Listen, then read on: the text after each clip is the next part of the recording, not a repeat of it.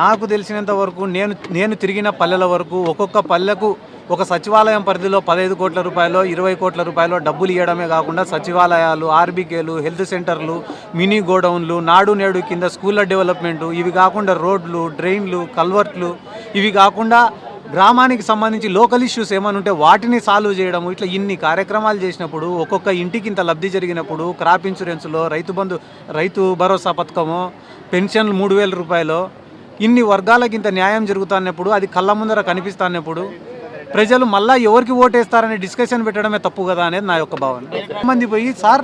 రైతు రుణమాఫీ అని చెప్పి 1,00,000 రూపాయలు, 1,50,000, 2,00,000 రూపాయలు ప్రకటించు సార్, మళ్ళీ 175 మీరు చెప్పిన స్లోగానే నిజమవుతుంది అని చెప్తే కూడా